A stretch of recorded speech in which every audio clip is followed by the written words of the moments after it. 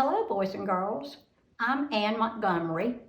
I'm a member of First Presbyterian Church, and I have worked with the cooking camp for quite a few years. This year, it's very different, as you know, because of the pandemic. You're actually having it in your own homes. You are going to be cooking dinner for your family every night. And part of that will be setting the table in preparation to actually eat. So we're going to start now with some basic ideas for setting the table. You can start with a tablecloth or a placemat. I'm choosing to use this placemat today. And first of all, you will have your dinner plate in the middle. If it is a pattern plate like mine is, be sure that it's not turned to the side or even upside down. Be sure that it's turned facing the person sitting in the chair. The next thing we're going to talk about is the napkin. The napkin is an important part of the table setting, and it can be placed in several different places. It could be placed to the side, which is traditionally where it has been placed. If you are short on space at your table, if you have a lot of people at your table is small, it is very permissible to put the napkin here and put the silverware on top of it, your utensils. Also, I will show you in just a little bit a place to place the napkin in the glass that gets it kind of fancy. So after the napkin is placed, let's start with the left side. I'm going to move my napkin slightly over. Your dinner fork, the fork that you eat the basic part of your dinner with, is set next to the plate on the left. A salad fork, if you use a salad fork, will be placed on the outside of the first fork. On the right-hand side, you will have a knife, and always turn the blade to the inside facing the plate. Place this way. And then a teaspoon would be placed on the outside. Now, sometimes it's confusing to know which side to put your utensils on, and I'll give you a simple trick. Fork has 4 letters, and left has 4 letters. So the forks go on the left. Knife and spoon have 5 letters, and right has 5 letters. So they go on the right side. That's a simple and easy way to remember which utensils go where. If you happen to have soup, you can use a soup spoon that's like this, shaped like this, which would go on the outside, or a tablespoon if that's what you use in your house.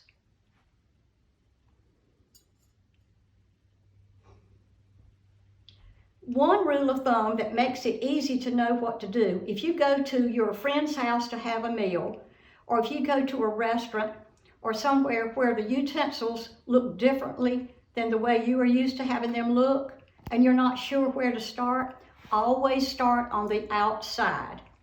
Whatever fork is on the outside will be the one you will start with. This would be generally a salad. If the salad plate is brought in separately from your other food, then it would be set here, and you would have the salad fork with it. One thing you can do is to have a bread plate, and it would be placed to the left side over the fork. If you have an individual butter knife, now this is not the butter knife that you would cut your butter with, but this is a butter knife that you would use to spread your own butter on your bread plate. Your glass would go on the right side, just to the tip of the knife. And if there is a cup, it would also go on the right side, just on this side of the glass. I will show you at this point, since we have the glass there, one way to do your napkin that's a little bit different and kind of fun, I think.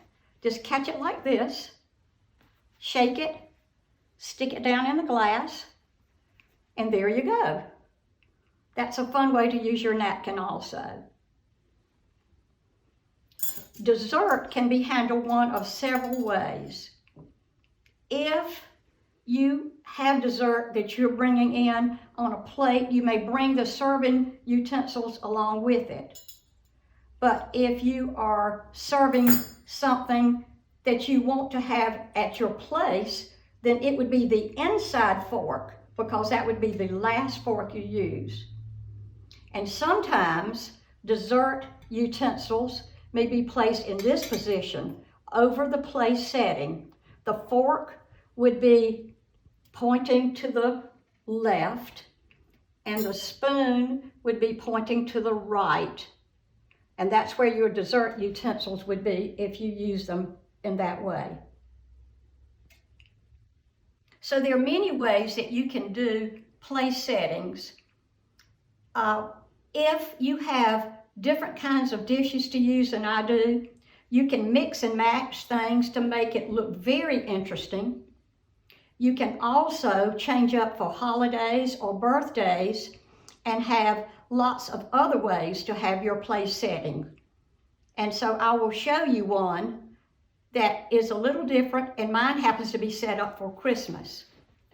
This is a little different place setting simply because the goblet is different, a little fancier. The plates would be, this is a Christmas motif.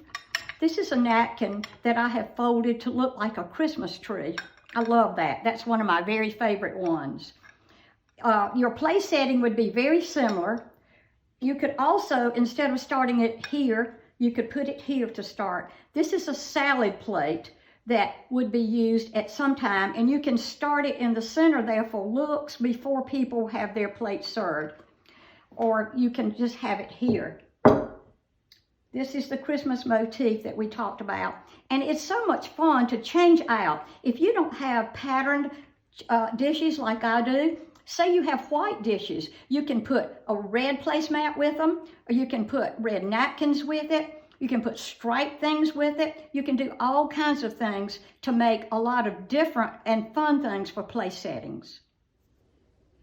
Now we're going to talk about manners.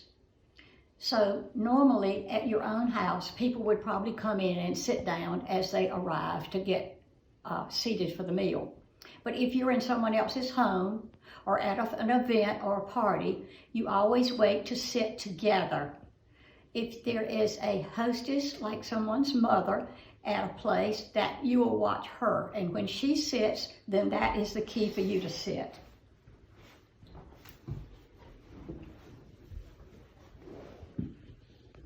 The first thing you would do is to place your napkin in your lap.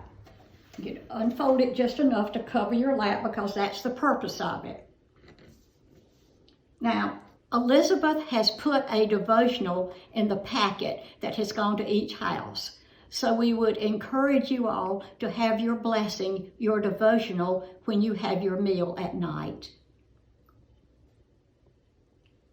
Please don't take your smartphones to the table. That's a good time to put the ringer off and to just not even think about your smartphone during dinner. Remember to chew with your mouth closed, and do not talk while you have food in your mouth. Let's not put our elbows on the table. This does not look very attractive. It takes up room. And there was a little verse when I was growing up, and it said, "Mabel, Mabel, are you able? Keep your elbows off the table." So that is one thing that I have always reminded my children of to help them remember. If you want to have the salt, it's over here. There's someone sitting there, or the butter over here. Please don't reach for it. Instead of reaching, ask someone to pass it to you. That would be the best way to do it. Try not to use your utensils as a shovel. You don't want to be using your utensils like this, shoveling food into your mouth. You want to eat your meal properly, use your fork properly, use your knife to cut.